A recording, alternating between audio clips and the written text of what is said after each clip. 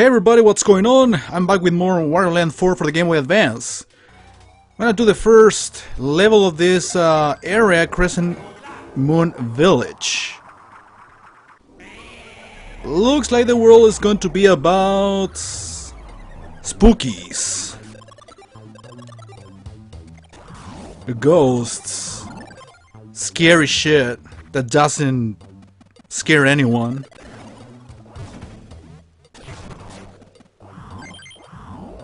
I remember the first times I played this game, or I tried to play through this game.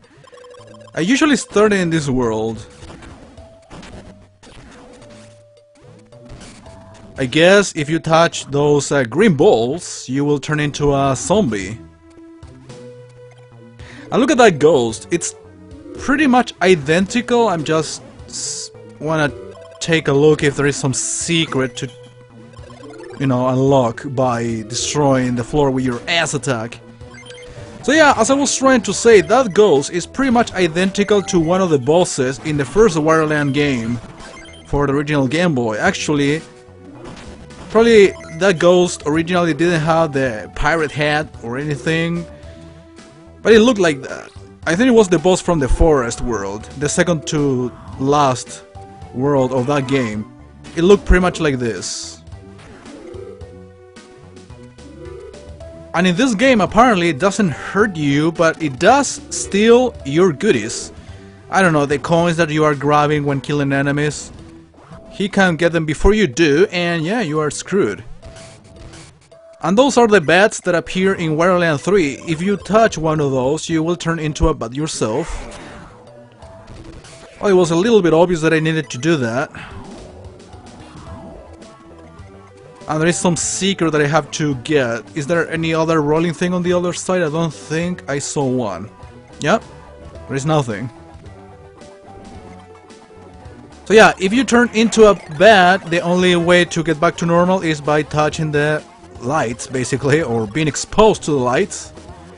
But in this case, being a bat is kind of required because you get this thingies. And there is some secret. What is it? Ah, that passage. What's the whole point? Hey, there is a door? Yeah, that works like a door. I guess the whole point is to get the gem. Oh, I see the points. So I need to use this rock to destroy the block. Then do ducking. And voila. Just taking a look in case there are other secrets. And that's how you come back. Makes sense.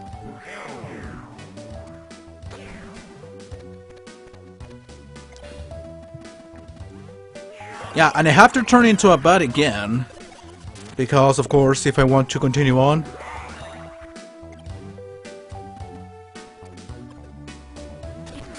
Again, don't worry about this ghost much. Don't try to dodge him. I mean, it's not necessary. I thought at first that he hurt you, but he doesn't do that at all, so...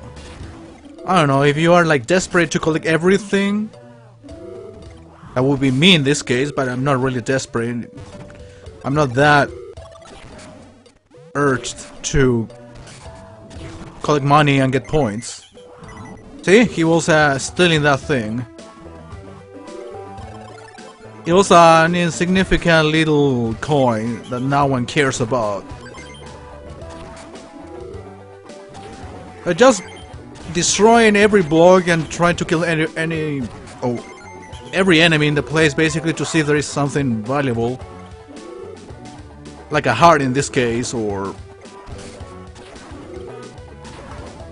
some secret. Speaking of secrets, not much of a secret actually. Second piece of the gem, but there is some block over there if you could tell. I'm getting the hearts first. Safety is priority.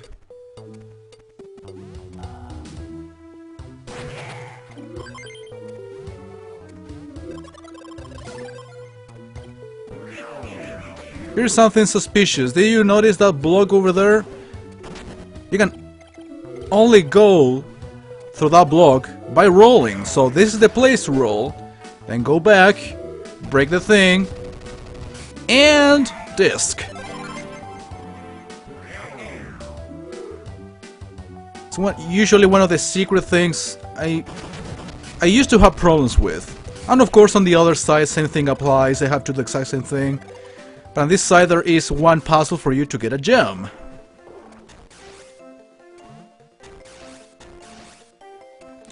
I'm sure you have to turn into a zombie. Probably right now. Remember that by becoming a zombie, once you make a jump on this thin platform, so to speak, you go through them. I cannot reach the gem right away, so I know what to do anyways. You get this, try not to break it, try not to be turned into a zombie by these guys, avoid them at all costs. Do the throw, get the gem, and get the fuck out.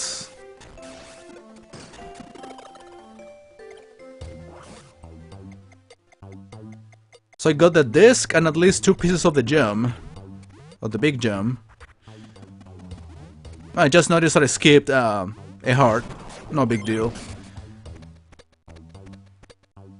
So you need to press this other red switch on this side to make to turn the staircase into one of those I think they are called slopes for rolling thing. Anyway, you do the same here, do the rolling, and you are able to get the 3rd piece of the gem and make progress basically.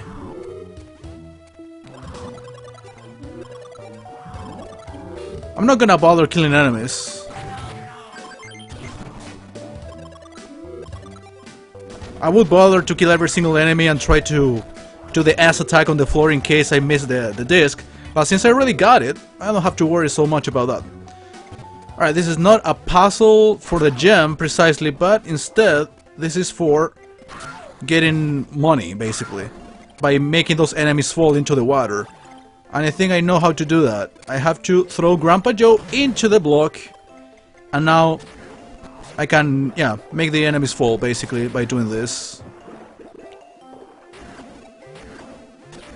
So these little puzzles that, you know, in the pipes, not necessarily are for getting gems. I mean, it's basically for getting points and money in general, not necessarily gems. But you obtain those for the sake of points in order to get a new high score in case you are interested in that. Let me go down first.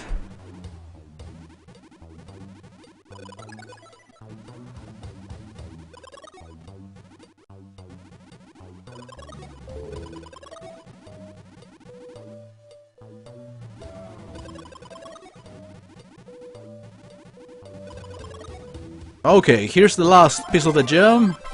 And there is something on the other side. If you notice, the water stream changes direction pretty much at the end of this section for you to get to the gem. A little bit of backtracking. Wow, I'm leaving a lot of coins behind and this guy is not stealing them from me. He wasn't interested.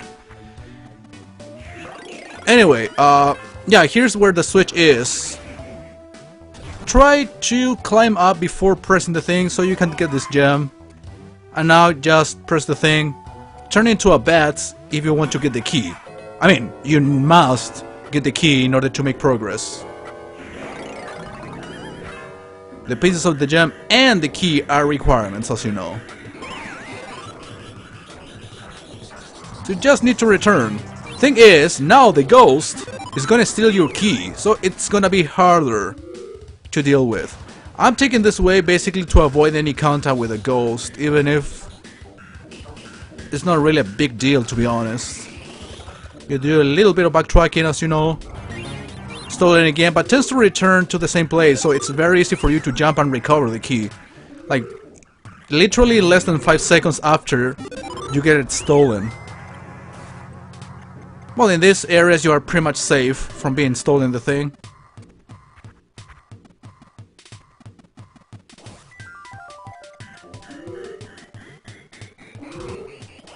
Well, it's a good thing I got rid of the enemies previously, because you got empty way to get back.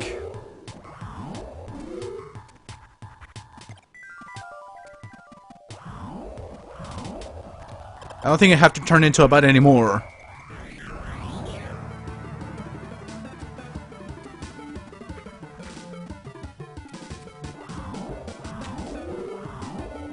It's a good thing I didn't press the switch again.